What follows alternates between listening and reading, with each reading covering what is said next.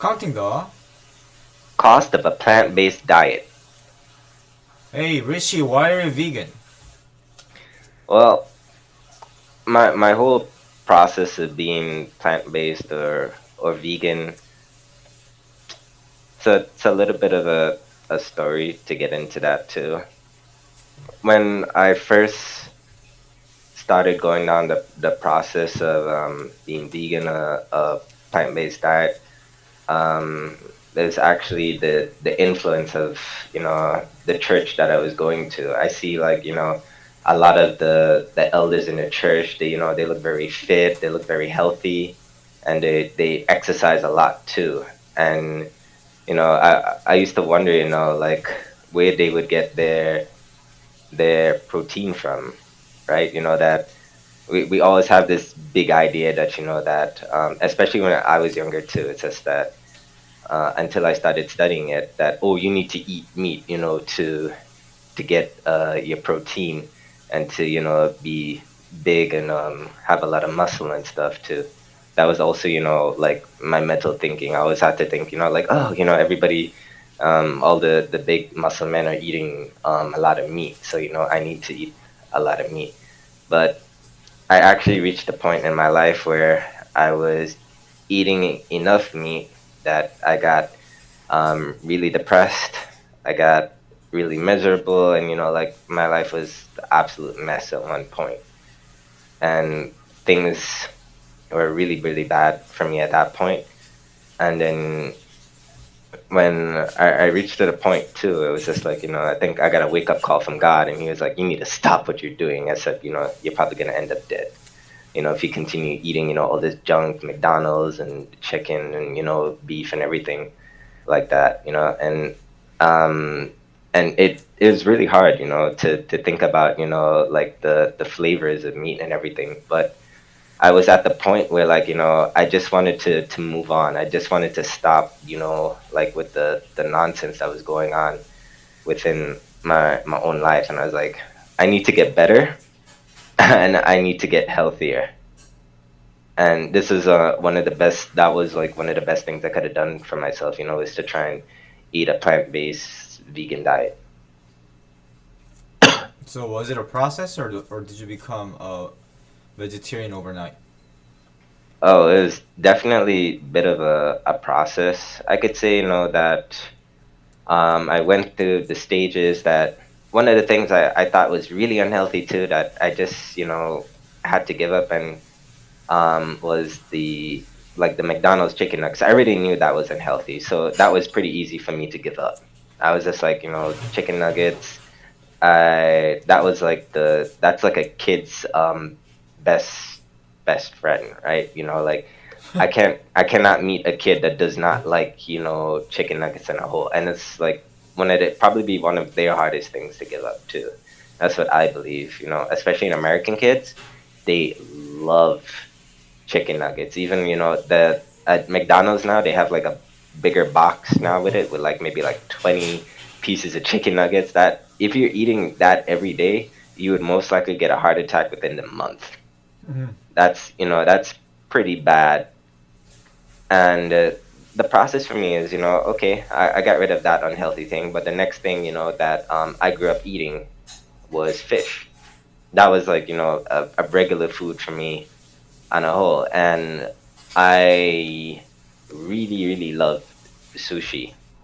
And it was actually one day when I was at work, and I'm still going through the process of, trying to eliminate meat in my life. And I was eating my lunch, and I was looking at the news. The news was in the room there, and I looked up at the news too, and they were talking about this new parasite that is found in fish, and especially sushi fish, that if it gets into your heart, or like it gets into your body, it would really mess you up. So like when I'm looking at the food, and like the sushi's in front of me, the fish is in front of me, and I'm eating it, and then all of a sudden I see this thing, and I just like stop eating.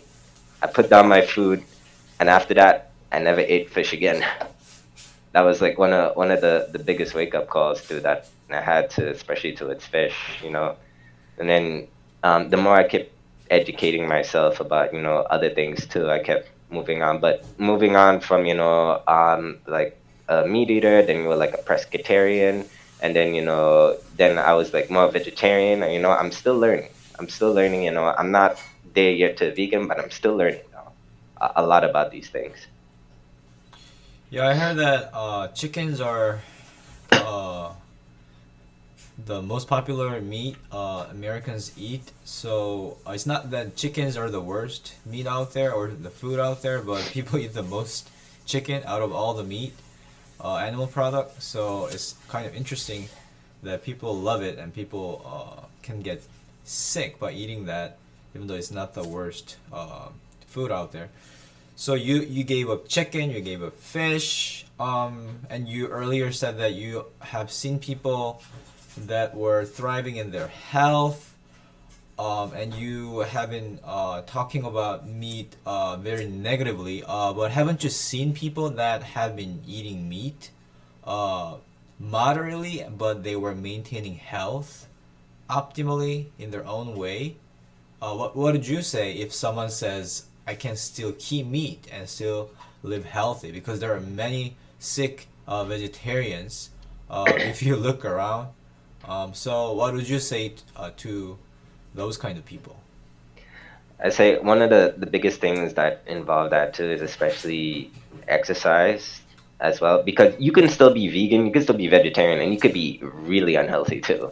That you eating all this processed foods, and like everybody wants to the vegan vegetarians, their biggest thing is that, oh, they want, the food to taste like meat. It needs to imitate meat. Everything needs to imitate meat now. If it's not imitating meat, then I think you're way better off. If you learn to just eat the raw vegetables or anything, or even yet make your own, like one of my favorite things to do is that, if I'm making something simple like pasta and some vegetables, that was my dinner tonight. Just some pasta and some vegetables, and I make my own cheese sauce made of cashews. Not using any dairy or anything like that. And then when I made that, and I just poured it on the pasta and the vegetables, I'm happy. That is my fix. That is good food to me. I don't need meat. I don't need anything that tastes like meat. It has, it's how you develop your taste buds too. When I see people, that are telling me, oh, that I can never do what you're doing because I love the taste of meat. Well, I'm not trying to make too much of a comparison to the Bible here, but when I see, one of the biggest problems is that, I just want to look at the sin issue real quick. Was that sin was, like, the biggest problem in the Bible, right? And then what happened is that when they were sacrificing the animals because of their sin, they would like take the fat from the animal, which was, the most unhealthy part of the animal, right? And then they would burn it, and that would be the sacrifice to God, right? And what happened is that fat from the animal is the most delicious part. I would know because I used to eat a lot of chicken. And what was the most delicious part of chicken? The fat, of course. It's the most delicious part, but it's also the most unhealthy part too. It's the part that would kill you, give you the cholesterol, and despite what anybody else would say, the only way that you get unhealthy cholesterol, the only way that you get a bad heart attack to begin with is, you're eating animal products. And when I see other people saying that, if you're balancing out, right, you're eating, more clean meats, more probably lean meats, like maybe like organic chicken or organic beef or whatever. If they, what those animals are being fed and you're eating them, that if you don't see any problem with that, sure, why not? You don't have any health risk. If you don't have any high blood pressure, anything, and you see that, that your life is going great that way, I don't have any reason to get at you before it. But if you see what they're feeding or how they keep these animals inside these places, even some of them that say that they're organic or free range or whatever, you would not want to eat any of the meat. In all seriousness, if you're putting this stuff into your body, if you see what exactly they're doing to your meat, and especially fish now these days too, especially fish, I think is the absolute worst. then you probably stop eating meat altogether. You know, I see, people say, so many times, I can never do what you're doing. I love the taste of meat. Meat is delicious. But if you can see what it does to the inside of your body, you would have a completely different perspective. If you can just see how the inside of your body is reacting, there's a test to see, like if you can test like the age of your veins or your blood vessels or the age of your body too, right? And if you do that test and you see like, that what age is my body at right now, then I think a lot of people that were saying that they are moderate meat eaters, or like maybe even light meat eaters, and you would see the age of their body at whatever age they're at now, they probably want to stop eating meat altogether. When I think about one of the greatest open heart surgeons, he died like maybe about in 2018. Now he was like 105, 106, and he was like vegan, plant based for like um the since he was like 25. And he said that the only reason he wanted to retire, and he was the first person to ever do open heart surgery, right, that performing that practice. And the only reason he said he wanted to retire, and people were begging him to come back to work at the age of 99, asking him to come back, and teach them, you know and what did he say? He said that, I need to spend time with my grandchildren and my great grandchildren. He has his great grandchildren to see, he wants to see grow up too. That's how long he's lived, and he lived a very good life. And he would say, he gets his exercise more, and he does all his chores himself. He goes up and down the stairs. And he said, he feels the same way that he felt when he was 50, and he was like 106. What? That's crazy. So what happens in your body when you eat meat? Well, when you eat meat, right? I'm not too sure if you've ever heard of diabetes before, Jaywa. Have you ever heard of that? Oh yeah, yeah, yeah. Yeah. Very common. So if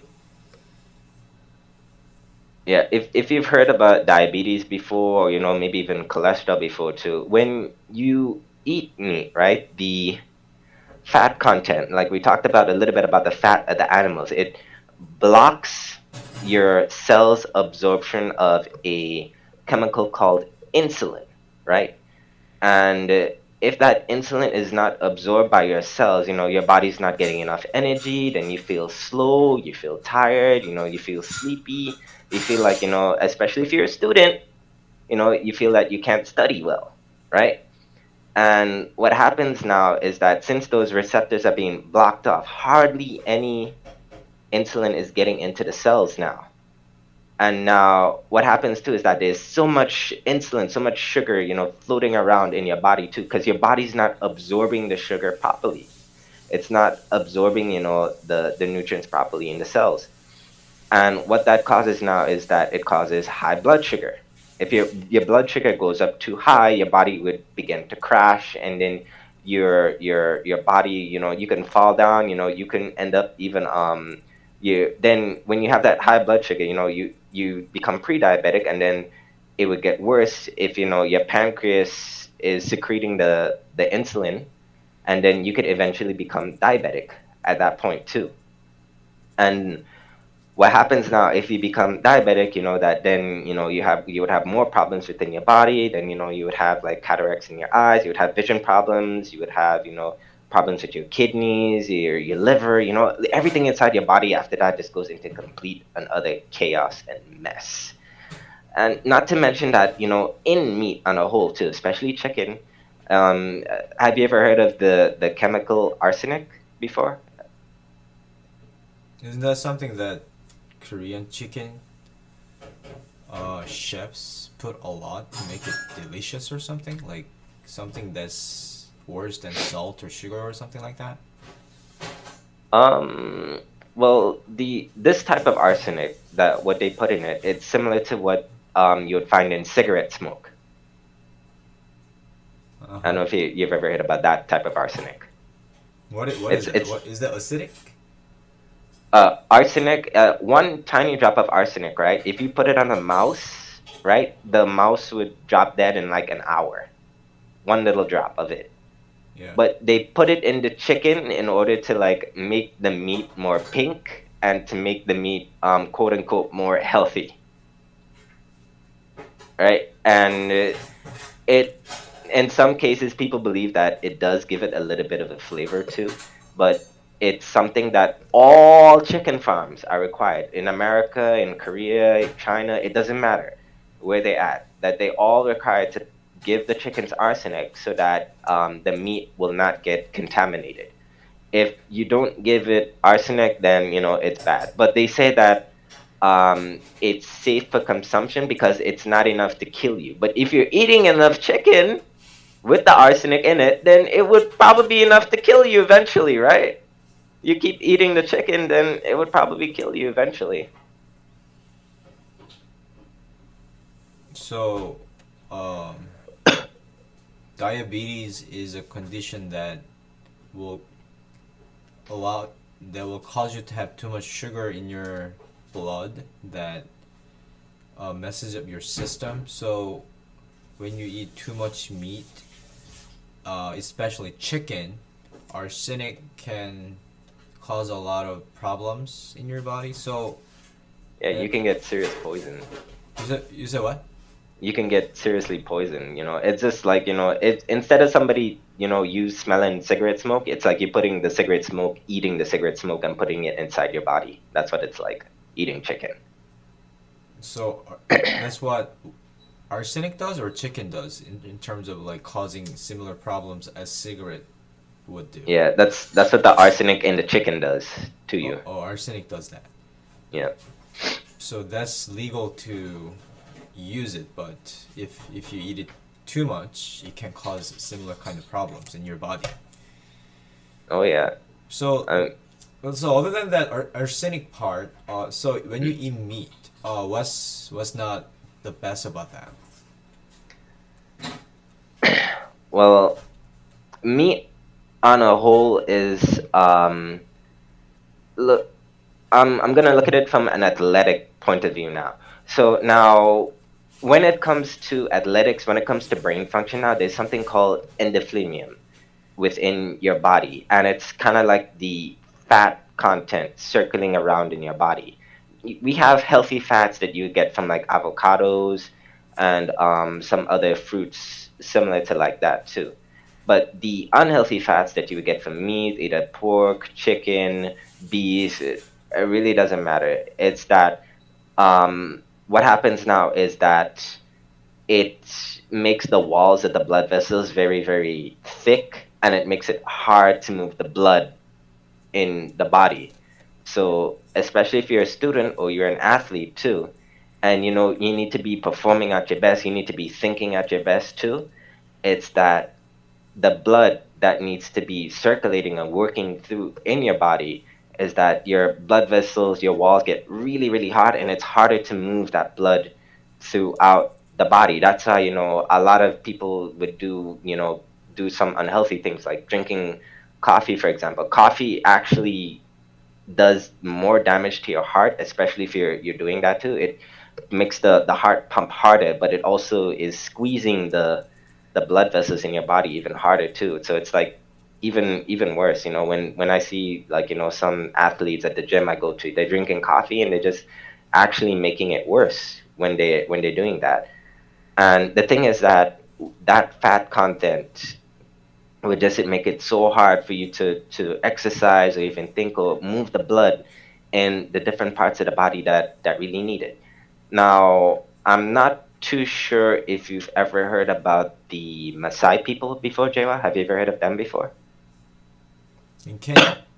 Yeah, Kenya. Yeah. So the Maasai people, one of their favorite things to do is to drink blood, right? And I know in South Korea, a favorite snack that a lot of my students like to eat is what's it called? Sundae? Yeah. Sundae, yeah. They love that stuff. Now, when it comes to blood from any animal at all, it's just as bad as eating animal fat. The Maasai people, how old do you think what do you think is the maximum age of the Maasai people, Jayla? Actually, I've visited them. And I've seen their village and I've seen how they danced. I heard that like 40 or something. Like Yeah, they the the ladies live up to about maybe 43, 44, I think, and the men die at like around the age of 40. And all of them have died from extensive heart failure. And the thing is that they look really healthy on the outside, right? Have you ever seen the Maasai people? They look so fit, and they look so muscular, and they look very fit, right? But if you were to see the inside of their bodies, what their hearts are going through at that time, from drinking all that. The favorite thing about the Maasai people too is that they love to drink animal blood, especially cow's blood. What they would do is that they would drain the cow's blood and then mix it with milk, and then starting around from about the age of maybe 10 or 12, they start drinking it, and they think that's part of their culture, and they think it's a good thing. But drinking 1 pint of blood would make you seriously sick. And because they continue to drink it's because of their lifestyle, right? They continue to drink this. They have the worst heart conditions and worst heart problems in the entire world, and that's one of the reasons they die so young. Men die at the average age around 40, and women die at the average age around 42, 43, around there. And it's terrible. And just to think that if one of my students were to eat sundae every single day, or like there's another one with beef blood too, if they eat that every single day, that they would probably get serious heart problems as well too.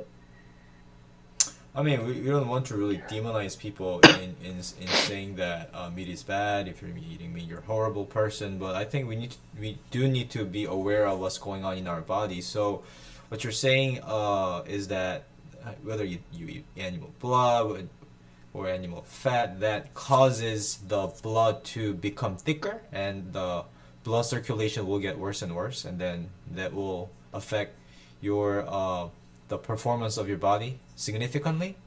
Yeah, especially if you're a student, I think it's the worst thing too. If you want to take care of your brain and to get it to the best optimal health that you can get it at, the best things that you can probably do. Now, I'm not saying this based on that just because I don't eat meat or I'm plant-based too, but for your overall health, based on the research, if you want to see results and you want to see yourself getting better and getting healthier, the best thing that you can do is to stop eating the meat.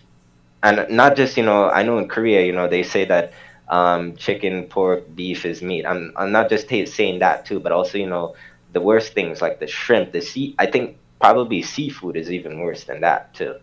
Because of the especially shrimp too.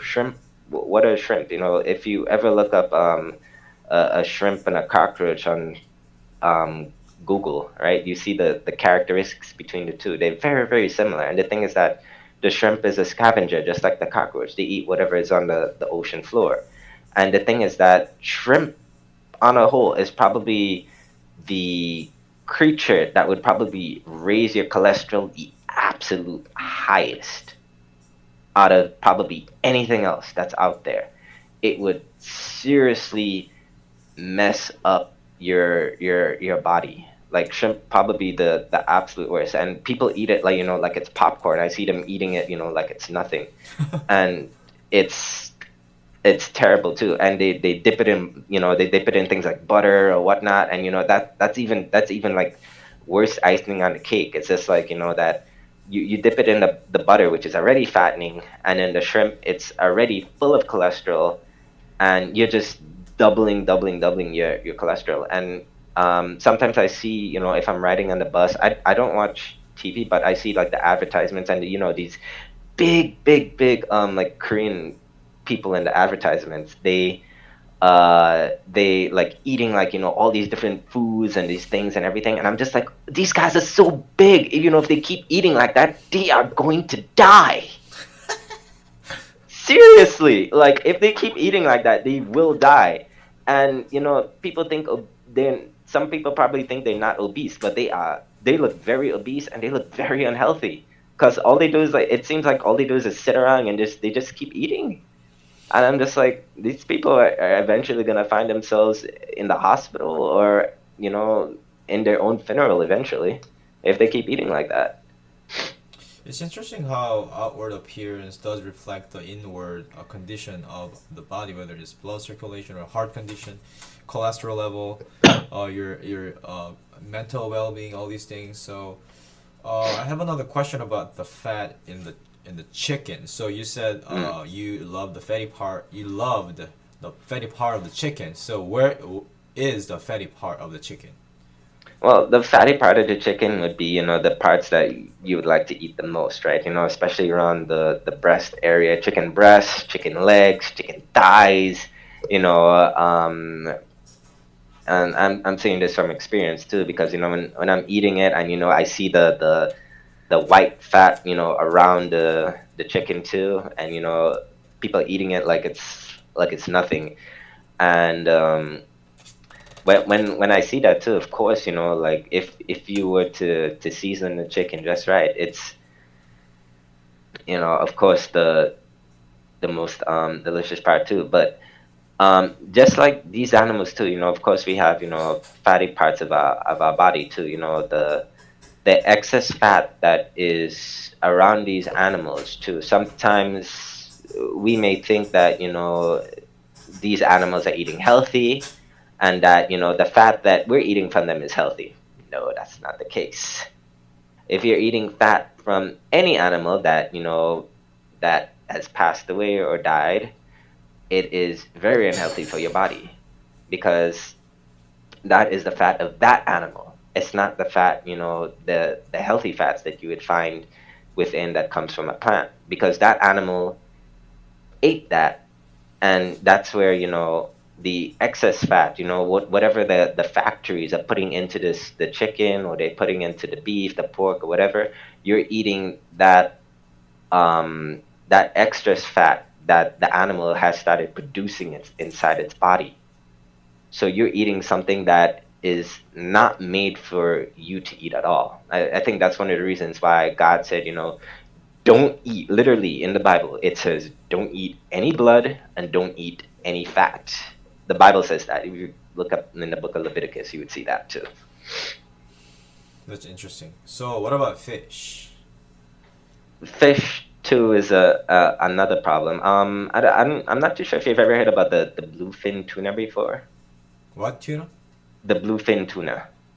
I mean, there is a variety of tunas. Yeah, there's many different types of them, but this one in particular is actually on the endangered species list, because we've actually eaten it out of the ocean. Like, we ate it into extinction. In 2015, the population was at 10%, and now in 2022, we are down to less than 3% right now. This particular fish, people in Japan, they would use it to make sushi.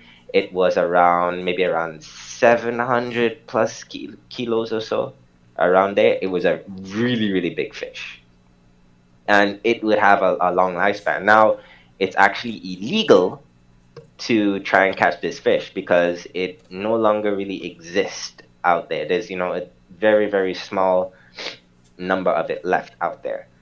Now, this tuna fish was probably the most delicious of many types of fish, and it would sell for a lot of money. When people caught this fish, they would, pay hundreds of dollars just to get, this tuna fish, because it was a very muscular fish, and it had a lot of tasty fat to it. It was a very fatty fish, very fatty, and people love the taste and the fat of this particular fish. They really liked it, even though some people said, oh, that fish is healthier, fish is so and so, blah blah blah. But there's the biggest problem that we're facing right now in the ocean is pollution, and the things you could look up just about any documentary about the ocean now and see, we have so many problems wrong with the fish, and what they're eating in the ocean, all the little microplastics and garbage and pollution or whatnot. That's basically what you're putting back into your body, and those things would lead to even worse diseases. I'm not saying pork is probably the most dangerous of all animal meats out of every last one of them, you would probably ever say, because pork would give you things like trichinosis. They would give you things like cancer, of course, obvious, even worse levels of diabetes. just about every bad disease that you could think of, you can relate it back to pork. And when it comes to fish now too, fish is probably second to pork, I would say now, because of all the pollution that's in the ocean, which is kind of like what the pig does too. The pig, it eats anything and everything. And I know one of the things too is that when it comes to the food trash in Korea, that they take the food trash and they give it to the pigs out here in South Korea. So I kind of wonder about when I see my students eating the teacher, oh, the pig's so delicious. I love pig. I love pork. And I'm just thinking, like these guys are eating, basically the food trash that they wouldn't even eat themselves now. Because I'm pretty sure you ever heard of the saying, you are what you eat. So if you don't want to eat the food trash there, you're pretty much eating it in the pork anyway, right? Especially if you're in South Korea. Just saying. So the whole bunch of trash goes into the ocean, and that ends up being in the body of fish, and then the food trash that we throw away ends up being in the body of pigs. Is that a practice of a particular farm, or is it a commonly known practice of farms in any parts of the world, or just in Korea? I know in most cases, most places too. When it comes to getting rid of food trash, it's really, really hard. And the best animal that can get rid of it, and I think this is why God made the pig as a animal to clean up the earth. Pigs and dogs are very closely related. I'm not too sure why people in South Korea, I think it's horrible to eat dogs too, and I think it's horrible, to treat dogs the way they are. But pigs and dogs, they're very, very similar, and you could train a pig and a dog pretty much the same way. You could train a pig to do fetch and to do roll over, rub its stomach, and do everything just like a dog too. But when you see these animals and what they eat, a dog would eat its own vomit, and a pig would eat its own excrete. So if you think about what these animals do and the living conditions, if you ever smelt what a pig farm smells like, I don't think you would ever want to eat a pig in your life, no matter how good it may be tasting, because that smell would stay in your nose forever. You would remember what it smells like, and it is absolutely disgusting smell. Like, ugh. So whether it's shrimp or fish or pigs or dogs or all of them are doing great jobs in terms of being the scavengers of this creation, this nature that is working in harmoniously to help each other out, to meet each other's needs. So you're seeing them as scavengers, trash disposal force, not as food. Yeah, I mean, if I want to make my body, nice and healthy and strong, and I'm just saying too, when I stopped eating meat, I gained over 4 kilos of muscle, and I had struggles gaining weight my entire life. My entire life was just me trying to get a healthy body weight and trying to get myself nice, healthy, and strong. That's one of the reasons I used to eat almost up to 6,000 kilocalories a day, probably even more, and I was just trying to gain weight. I was trying to just up my muscle cell, no, not my muscle cells, my fat cells in my body, and just see if I can get bigger, and probably gain more mass on my body. But that was never the case. I just kept getting more and more unhealthy, and I just kept getting more and more sick. But when I stopped eating the meat, and then I switched, I went through the phases. I went from vegetarian, I went from to pescatarian, then I went to vegetarian, and then eventually, I found myself at plant-based, which is probably one of the best decisions in my life. I thought I was completely stupid because I didn't do this earlier. If I'd done this earlier, I would have had so much more benefits in my life right now. Like probably even more muscle mass than what I have right now too. When I see people in the gym too, like they're trying to exercise and do all these kinds of exercise, and they just run out of energy so fast. But I'm just going, and even with my students too, some of them they want to try and challenge me to, like, like to an arm wrestling, or like to eat a C, oh teacher, you're weak, you have no muscle, you're not strong, I eat meat every day, so I'm stronger than you. So that's their mentality. And when they try and challenge me, it's just like, oh teacher, oh one more time please, please, teacher, and they feel upset, they don't know what to feel, because they see me, I'm eating vegetables, all the days of my life now, and vegetables and fruits, and I'm getting so much benefit from it. I never been more healthy and never been more strong in my life before. I'm 31 years old right now, and I wish I'd done this when I was a teenager, because then if I'd done this when I was a teenager, I wouldn't have to worry about things like I think better too. I have a better, clearer mind. Like students are like, they can't study, they don't have focus. If I'd done this when I was a teenager, I probably would have been scoring top performance grades all the time. Like my brain would have probably been at its best. I probably would have had even better grades in college too, because I was following what other people were doing. I was following their trend, like, oh they were eating meat, they were drinking coffee, or they were eating cheese and eggs and all these kinds of things. And I thought if I did that, I would get good results too. But then I only ended up failing just like they were failing. But if I switched up earlier, I would have had a way better, probably an easier life that's to come. As I'm in graduate school, nothing to brag, but praise God. When I look at my GPA now, in grad school, I say, is that me? I said, no, that can never be me. It's the change that God helped me do in my life. He brought me out from this terrible, horrible lifestyle that I had into now I'm plant based, and I'm reaping the benefits. I'm taking all the rewards, just because I started to follow this whole new lifestyle. And I was just like, why didn't I do this before? I kind of feel stupid thinking about it. It's just like, just I could have done this before, and I would have been so much better off. So you gain more weight, you switched from animal unhealthy fat to healthy plant-based fat, and then you're stronger than your students that are challenging you. So you beat them when you arm wrestle with them. Yeah, they still have a hard time, figuring that out. It's like, teacher, like, uh, they have a hard time doing that. They always want to ask that, teacher, arm wrestle, arm wrestle, arm wrestle.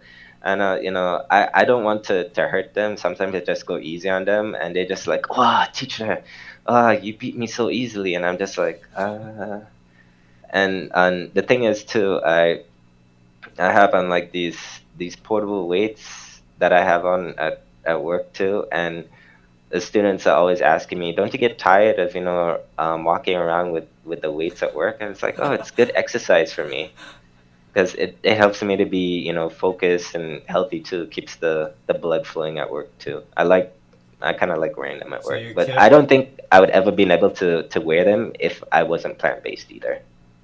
so you walk around with a portable wearable weights on your arms and legs, Yeah. and you feel better when you take it off. I mean, it's a good thing, when I get to take it off, and then when I take it off, I feel a lot healthier, a lot lighter too, and I can definitely get um more out of my workout because of it. But when I'm exercising, when I'm moving up and down, I kind of like want to exercise when I'm moving my body. I teach with my hands, and I'm walking around the classroom, and just talking to students too. It helps me actually slow down to teach with them. And you also think better. Yeah, I think better, I feel better, I have a clearer mind, a clearer, just is this something that I really wish I'd done earlier in my life? Did it affect the quality of your sleep also? Oh, I used to struggle with insomnia so bad.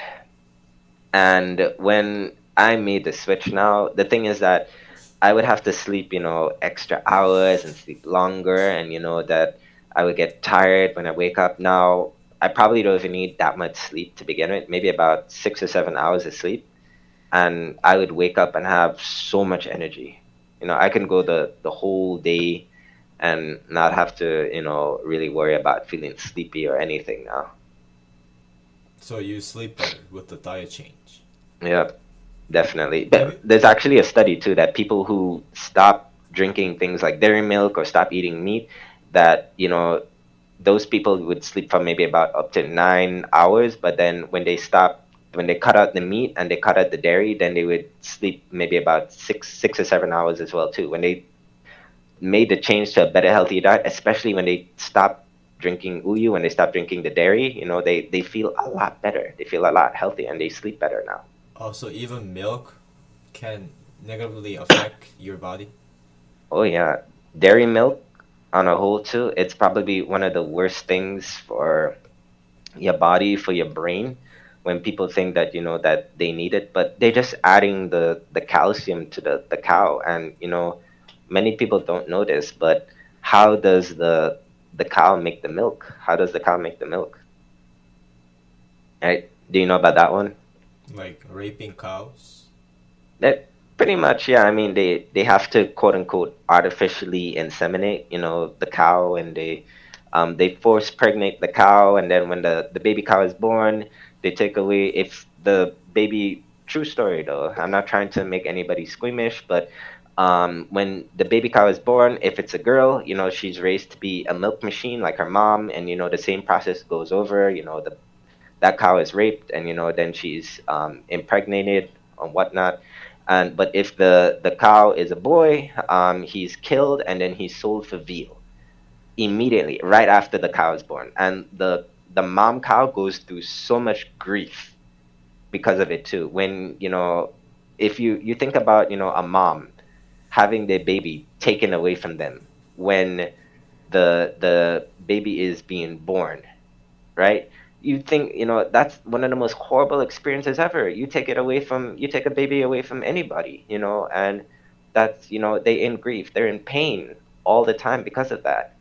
And a lot of people don't know that this is what happens, when you're getting the uyu, the dairy milk on your table. It comes from somewhere. It comes at a sacrifice. And you don't get any benefits from it at all, really, because what is the hormone in the cow's milk is made and it is designed to help rapid growth in that baby cow.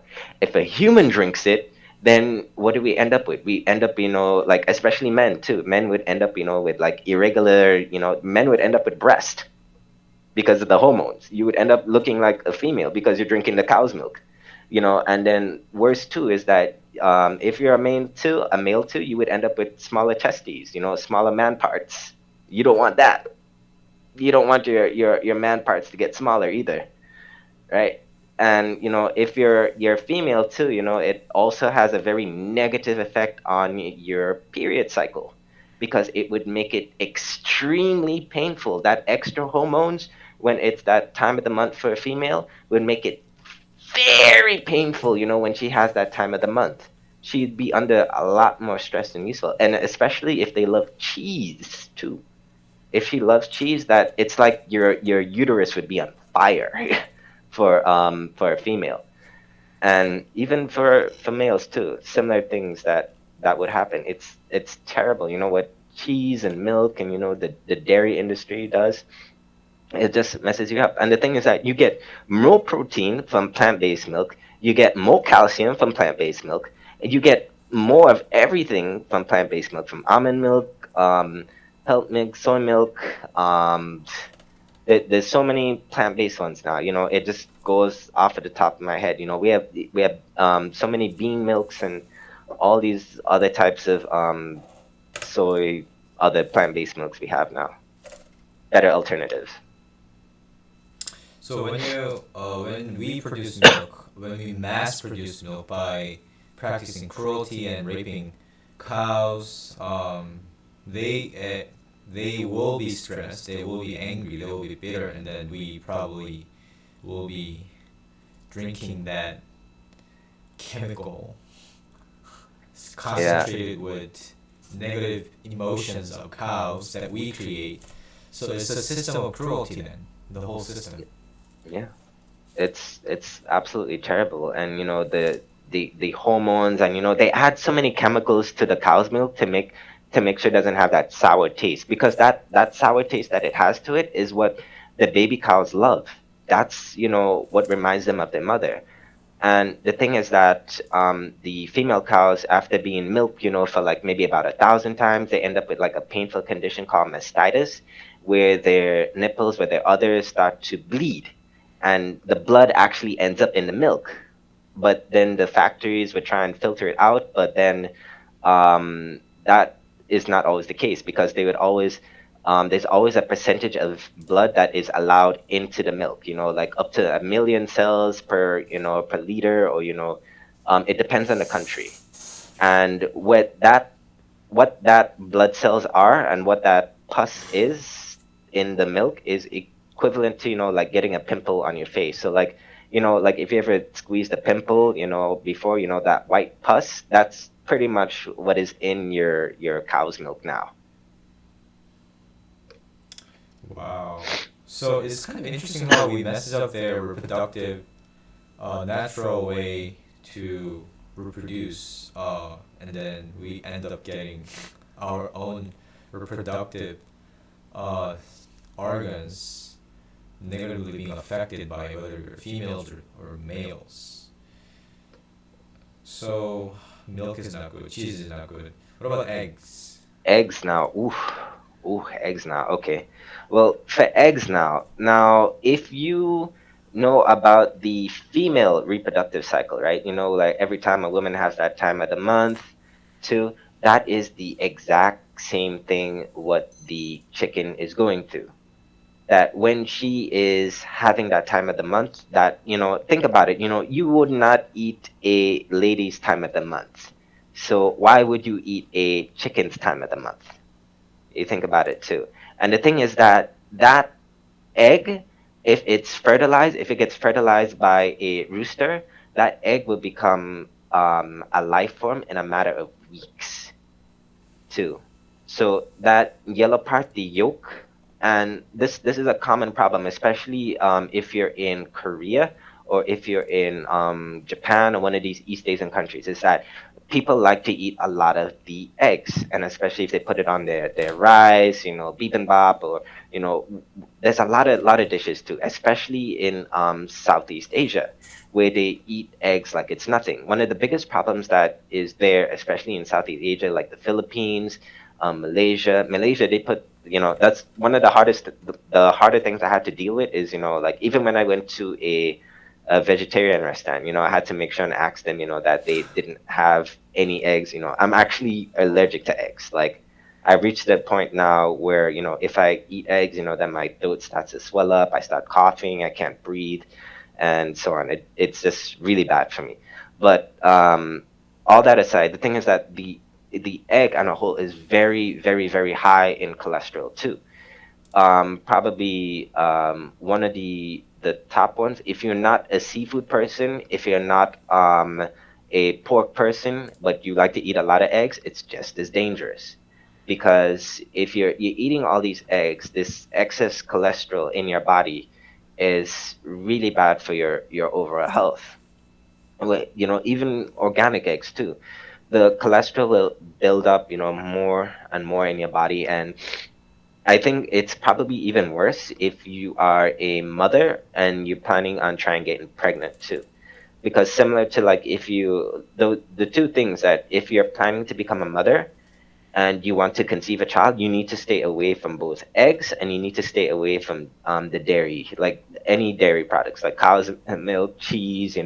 These things are just make it very, very hard for your monthly cycle to be more pure. Like, you want to make sure that your insides are nice and ready to go.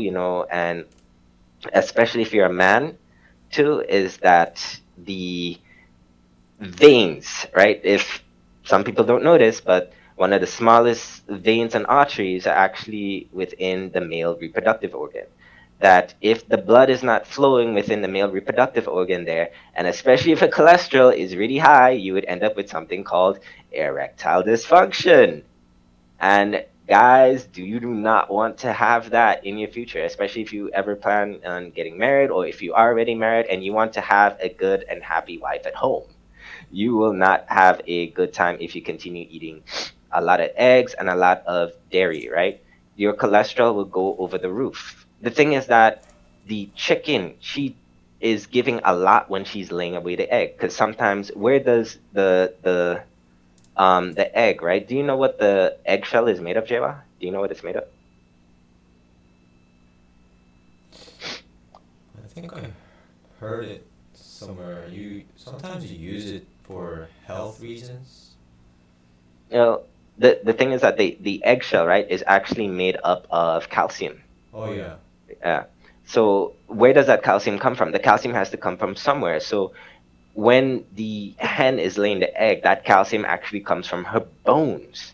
So some of the reasons why too is that she may cannibalize the egg. She may poke the egg and eat the eggshells because she may be calcium deficient. She may be losing calcium from her body. That's why she's eating back the shell. So the hen is actually, when she's laying the egg, it's very painful for her because the tube where the egg is coming from is probably about the size of my two of my fingers, right? And when the egg is coming, it expands, and it's like pumping, that whole big egg out of side of your body. So she's going through a painful experience while doing that. Wow. And the industry where they force the chickens to lay these eggs, they cut off the beaks of these chickens. They humiliate these chickens, and the thing is that they have very sensitive nerve endings in the chicken's beak, so that she does not cannibalize the egg.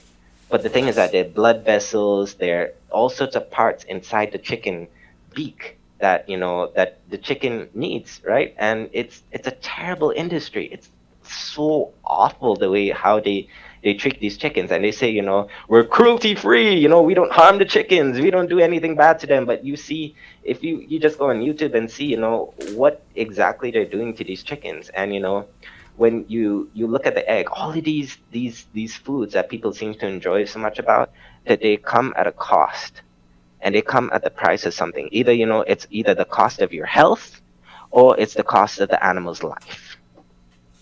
Well, I didn't know egg eating and milk eating can affect disrupt menstrual cycle and then the function of men's sexual function, and then their beaks are, you said, cut off. Yeah, they do it with a very the blade that they use, right? It's around maybe about 3,000-4,000 degrees. The blade that they use, and they cut off the chicken's beak, and it is extremely painful because all the blood vessels and the nerves are in the beak. And when they do that, the chicken has no anesthesia, no nothing, and she's just there in so much pain. And then she's put on a rack, and she's then forced to lay eggs for the rest of her life until she dies. Oh, that's so bad. So, do you think that happens to every single chicken? There is not one chicken I know of, unless it's on maybe like a local farm per se. Like I've know some farms too in America where they've had well, these are Christian people, and they take good care of their chickens, and they make sure that they're healthy and everything. They take well good care of their chickens, and those those ones, I could say that those ones are okay and healthy too. And um you probably say even organic eggs, but even still, with organic eggs, that they do come at a cost, and the chicken would get weak if they don't get enough calcium too when laying those eggs. Yeah. Ah, so chicken with damaged beaks will have weaker bones because they're not getting the eggshells as much as they Yep. want to. Mm. So is that a must or is there a preference of each chicken that Well, they have the to? the chicken's bones get very, very weak. And when sometimes when those bones get weak enough, the chicken would actually collapse and fall down because their bones don't have enough calcium in it. So And they would just sit there, and sometimes they would just sit there and die. And if they die, the other chickens would kind of chickens when they die in one of these warehouses, and people think that these chicken farms are nice happy places, big open fields, but they're not. But they're inside a dark big shed, in the middle of the night, and it's pitch black and you can't see anything in there. And if the chicken dies, then they get cannibalized by the other chickens. The other chickens would eat that chicken that died. so the more you mass produce, the more animals suffer. Even when you think about that mother cow that gets deprived immediately of her newly born cow calf, Mm. right? Calf. Mm. Oh, that's so sad. So they take that boy right away when Yeah, they the if male it's a calf is boy, born. if it's a boy or a girl, the thing is that the baby cow would drink mom's milk, right? And that's the milk that they're selling. So they don't want the baby cow to get the milk. So obviously they're gonna take the baby immediately away from her, and then go and either they would go and turn her into a milk machine. They would give her fake milk, right? They would give her fake milk instead of mom's milk if it's a girl, and if it's a boy, he gets killed within 12 hours. What do you mean fake milk? Like artificial milk, like formula milk per se, Uh, like, yeah. Instead of giving the cow, like the female cow, real milk, mom's milk, they would give it fake milk, which still kind of weird to me. wow. I think people want the final yummy product that makes them feel good, but I think the process is just too inhumane. It makes no sense to me, Jaywa. Like the thing is that we're in a food crisis right now, right? So let's say it takes about 10 kilos of food, right? Like barley, wheat, corn, whatever, right? And all of that 10 kilos goes up to maybe about 1 kilo of meat. So the numbers are not adding up. You're using all these resources to fatten up the animal, for especially the pork industry too, because the only thing that they're selling there is the pig meat. They're just fattening up the animal with all these vegetables and everything that we could use to help people that are starving in the world, instead of having to fatten up all these animals all the time. So, And so, that the number is 10 kilos to 1 kilo. It doesn't so make animals sense. are eating 10 kilos of vegetation and then humans are consuming just 10% of that, Yeah, and then plants are better for our body. it's just, to me, it makes more sense, just I wear a shirt. It says Genesis 1:29 on it. God gave us, fruits, grains, nuts. And if we just stick to what God gave us, then we wouldn't have so many of the problems that we have in the world right now. I mean, even if you're not Christians, it's kind of interesting how Buddhists also believe in vegetarian diet, and I heard that they practice plant-based diet because they know it's good for their self-control. Mm. So It's good for the mental too, yeah. it's really interesting because every temple has their own garden. They work, they grow, they take care of them. I think eating meat does affect the function of your mind and body.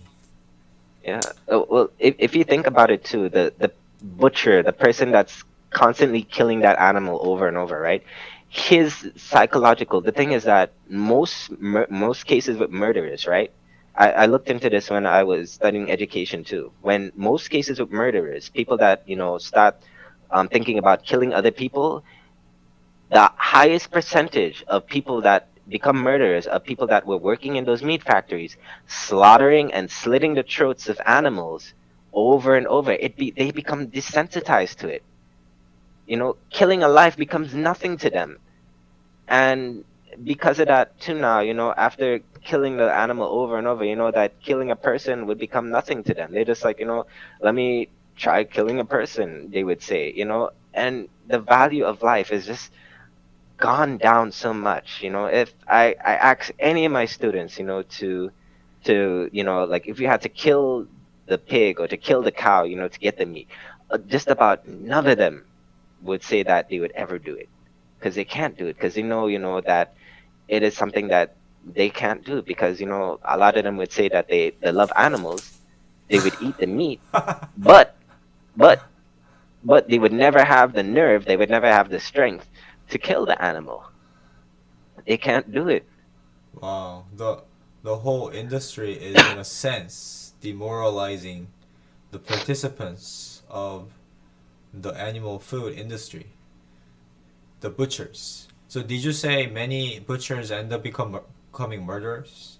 Yeah, many of them that work in, not necessarily butchers work with animals that are already dead, right? But Uh, the people that are doing the execution, in the factory, when they uh, have to go, sometimes they have to use a machine, and they punch a hole in the head of the cow, and the cow falls flat to the floor. They kill the cow, they kill the chicken, or they have to cut the chicken's throat, or they have to kill the pig, or whatever animal they have to kill or to shoot, or whatever they do to kill it. how do they kill? They become desensitized to it. How do they kill? For the cows, they use something called like a kind of like cattle prod, which like they put it to the head of the cow, and they just like um execute the cow. Like sometimes they don't even have that process. What they have to do is that they try to electrocute the cow, but sometimes it takes more electricity to do so. So sometimes when they do these processes, that the cow is still in pain.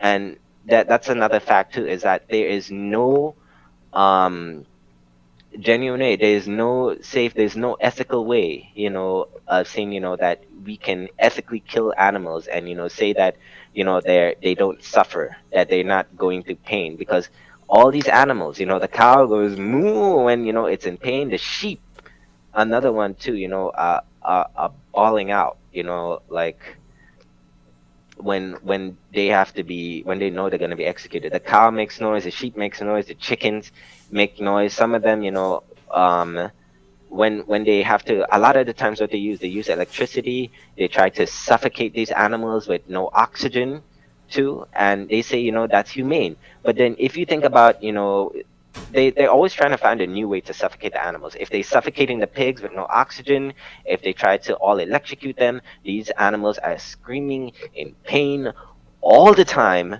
And I think it's even worse in South Korea, because they beat the dogs. If they in the dog meat, they beat the dogs until they're supposed to taste more delicious, and then they slit the throat of the dog, and then the dog bleeds out to death, and it's still suffering in pain. So a lot of these animals are either bleeding to death, they are being electrocuted to death, they have no oxygen, they're being suffered to death.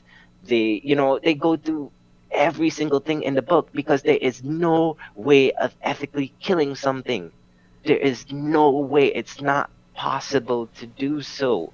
Even fish. People say fish don't have feelings. Fish, if you take a fish out of water, it's like having an asthma attack. It's like you can't breathe. It's like, oh, even fish.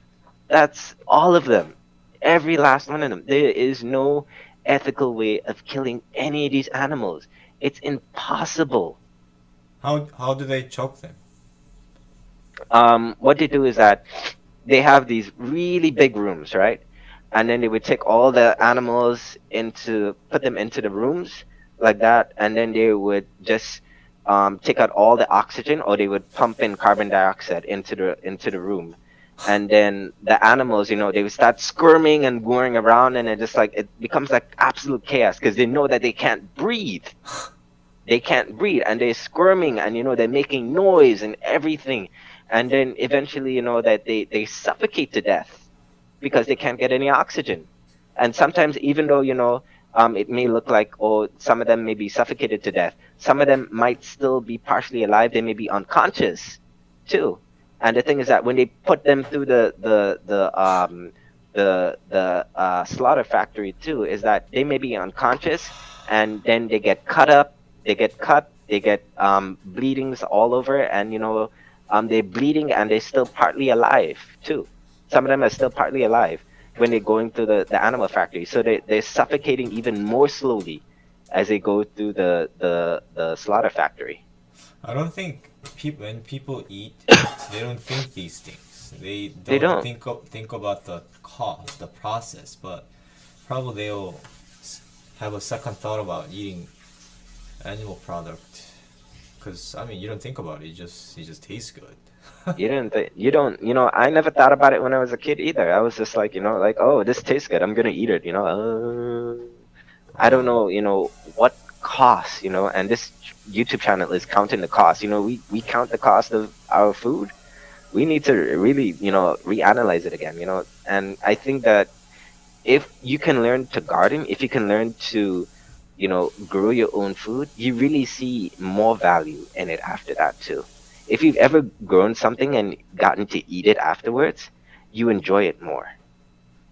You really, really enjoy it more compared to, like just going to the McDonald's or just going to the Burger King and just, paying for the burger or whatever. You don't know what cost it came at when you bite into the sandwich or the chicken nuggets or whatever. You don't know what cost it came at.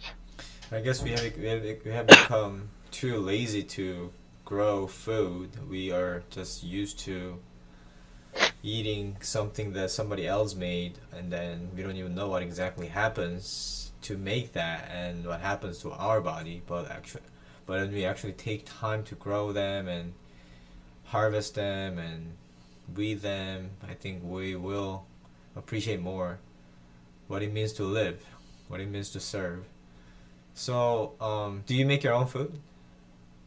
I make a lot of my food actually. Like the food that I make now too is that I realize I can get more protein from making my own food instead of having to stick with the animal foods. If you look at 100 grams of beef compared to 100 grams of broccoli, 100 grams of broccoli would give you maybe about 13 to 14 grams of protein. 100 grams of beef now in this day and age would maybe give you about 3 or 4 grams of protein because you're actually eliminating the middleman now. You're getting more protein because you decided to eat what the animal's eating. If you eat what the animal's eating, because where does the cow get its protein? Then it gets it from the only way you can get those essential amino acids is from eating the plants. There's no other way. As much as it may sound, hard to some people to hear, but the only way for you to get those essential amino acids is from eating the plants.